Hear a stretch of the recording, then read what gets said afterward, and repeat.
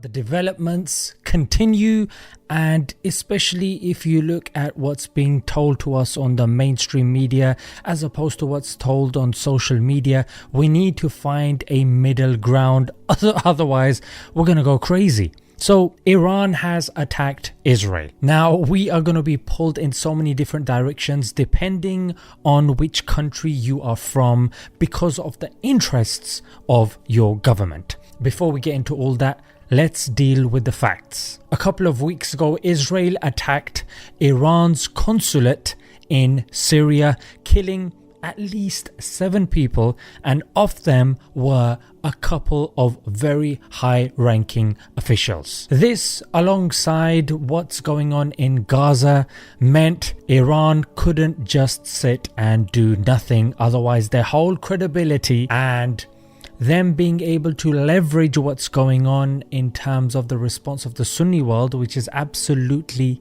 zero, they decided to attack. Now the way the media is going to play this out is, oh, it's an attack, whoa, it's... No, Iran told America what they were going to do, and America told Israel what was going to happen. That's the first thing, yeah? Iran made it clear that this is a retaliation attack, and they have released on X saying, and quoting the UN Article 51, that it was self-defense, and saying, that's it. We don't want to escalate this. You guys asked for it and we delivered. Consider the matter concluded. Now, regardless of all that, this is the first country since Iraq that was ruled by Saddam that attacked Israel. So this is pretty big, and based upon what's going on in Gaza, you don't have many people that are sympathizing with Israel. However, the fact that the Sunni world hasn't necessarily done anything significant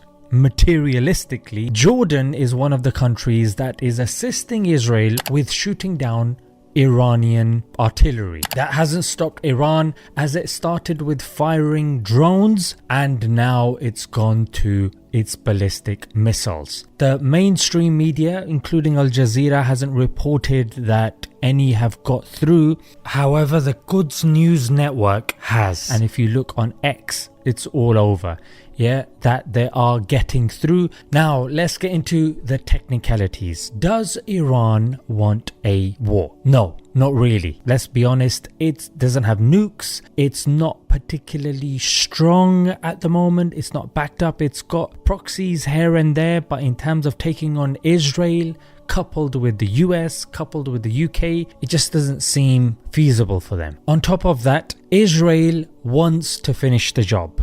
It's got everyone's attention and it wants to continue, and it needed a pretext to attack, number one, Hezbollah, and let's face it, if Iran attacks them, it's the perfect pretext. It's textbook actually.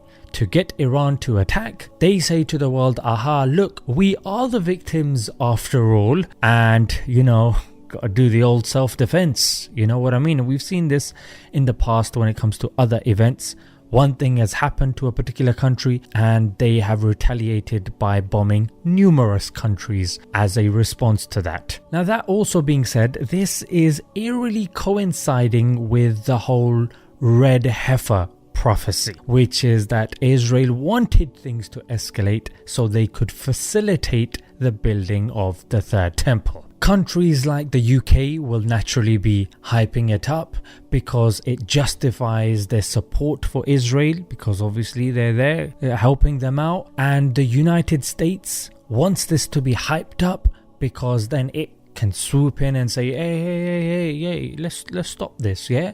Got elections obviously coming up, so this is going to be perfect for Biden as well, saying, I stopped World War III, mate. Yeah, that's what I did. Sorry, oh, the camera's there? Oh yeah, I stopped World War III. For those people saying these people are against our way of life. Wait, Iran has told you that its consulate was attacked. No one condemned that. On top of that, it said that that's it. This is our response, nothing else. You attacked us, we attack you. And number 3, they've told the US, look, we got no beef, yeah? You just step aside, Us do our thing, and then that's it. Why does the US feel the need to get involved with anything and everything Israel does? So what is this obsession? It's borderline Stockholm syndrome. They're being held hostage and they're just too blind to see it. But regardless, those people banging the drums for World War III, you're gonna get all these people on social media, oh, look what's going on. They're not gonna mention the whole, oh, we attacked their consulate, killing their general and, 7 to 14 of their guys.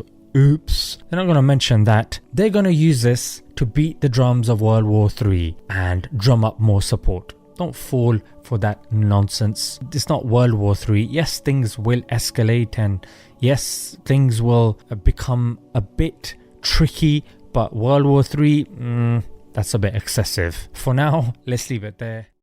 Did you know what happened yesterday? Have you heard that a country has attacked Israel while Israel did nothing to provoke them? Why has the whole world started attacking poor Israel while they have never done anything wrong? Iran is the one who wants this war to turn into World War III. We should all condemn what happened on October 7 as well as what happened on April 13. Don't get confused. You're not watching the Piers Morgan show.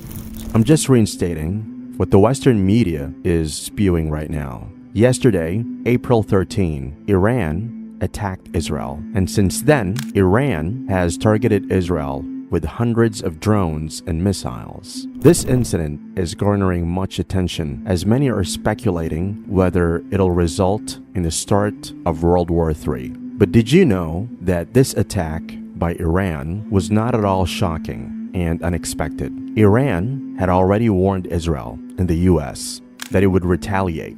Retaliate, I repeat.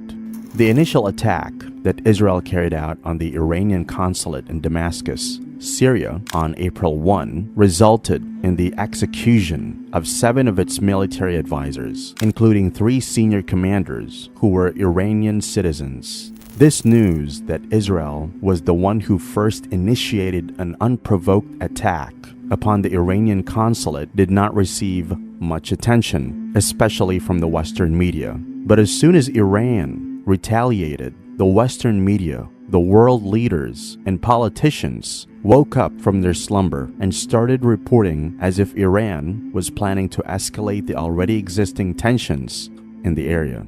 All the labels, such as self-defense or retaliation or protective measures against extremism, are by the Western media for the state of Israel, while the words like attack, extremist, and barbarism are reserved for only men following Islam. The onslaught on Palestine has been ongoing for the past 6 months, and yet the Western media will state that the state of Israel is defending itself and is on an honorable mission to just make its borders safe.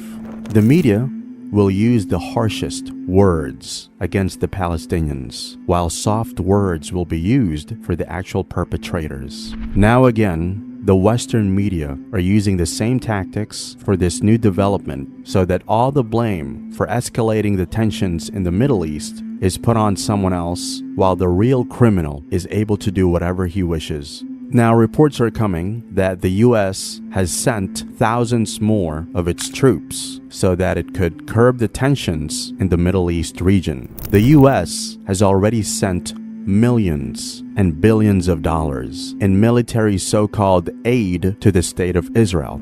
Now again, are there thousands of troops in the region to limit the tension in the region or to escalate it?